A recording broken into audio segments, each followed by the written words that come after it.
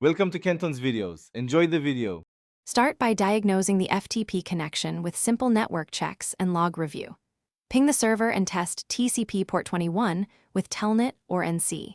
Confirm you use the correct hostname, username, and password credentials exactly.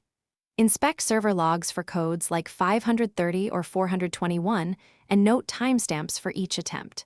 Check local and server firewalls for blocked ports and allow port 21 explicitly. If NAT or routers are present, enable passive mode and open the expected data ports range on both sides.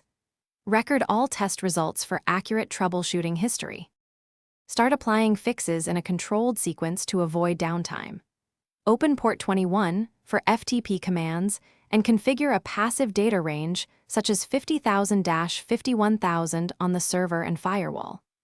If possible, switch to SFTP on port 22 for a secure SSH-based transfer instead of plain FTP. Enable TLS/SSL and force explicit FTPS when credentials or data must remain encrypted in transit.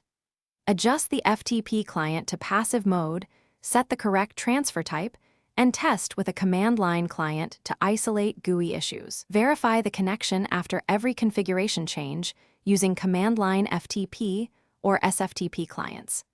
Review server and firewall logs immediately to confirm successful login and data channel establishment. Keep a backup of working server configuration files and document the exact ports and passive mode ranges you opened. Schedule periodic automated tests to catch regressions before users report failures. Rotate accounts and passwords on a regular cadence and enforce strong authentication practices to reduce credential-related errors.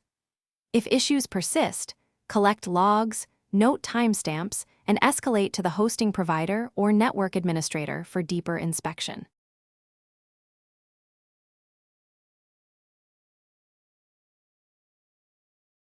Thanks for watching. Consider subscribing if we helped you.